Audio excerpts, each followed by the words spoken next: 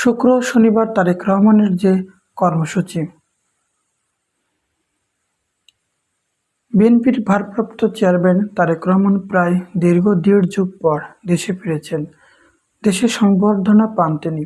এরপর চিকিৎসাধীন মা ও সাবেক প্রধানমন্ত্রী বিএনপি চেয়ারপারসন বেগম খালেদা জিয়াকে দেখতে রাজধানীর বসুন্ধরা আবাসিক এলাকায় অবস্থিত এবারকের হাসপাতালে যান তিনি। বিএনপির দলীয় সূত্রে জানা যায়, লন্ডন থেকে দেশে এসে গণসংবর্ধনার দীর্ঘ যাত্রায় ক্লান্তি তারেক রহমান বিশেষ বিশ্রাম শেষে আগামীকাল শুক্রবার তিনি কর্মসূচি শুরু করবেন। প্রথম দিন শুক্রবার জুমার নামাজের পর তারেক রহমান যাবেন রাজধানীর শেরেবাংলা নগরে। সেখানে তার বাবা সাবেক রাষ্ট্রপতি জিয়াউর রহমানের কবর জিয়ারত করবেন। জিয়ার সমাধি থেকে তিনি যাবেন সাভারের জাতীয় স্মৃতিসৌধে, মুক্তিযুদ্ধের বীর শহীদদের প্রতি শ্রদ্ধা জানাবেন।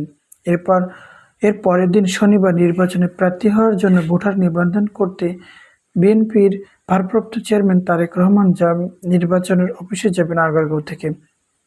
সেখান থেকে ঢাকা বিশ্ববিদ্যালয় ক্যাম্পাসে যাবেন, যেখানে জাতীয় কবি কাজী নজরুল ইসলামের কবরের পাশে ইনকালাব মঞ্চের মুখপাত্র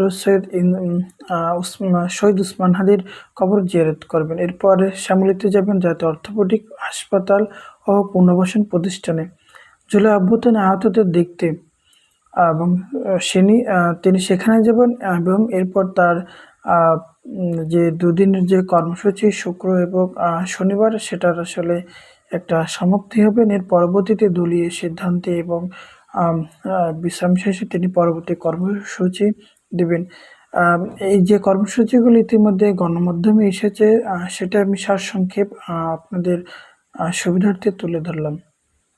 আমার চ্যানেলের ভিডিওগুলো দেখতে আপনারা আমাদের ফেসবুক পেজটি ফলো করতে পারেন এবং আমাদের ইউটিউব চ্যানেলটি অবশ্যই সাবস্ক্রাইব করবেন। আপনার ভিডিওগুলো কেমন লাগে অবশ্যই কমেন্ট করে আপনাদের মন্তব্যগুলো জানাতে পারেন।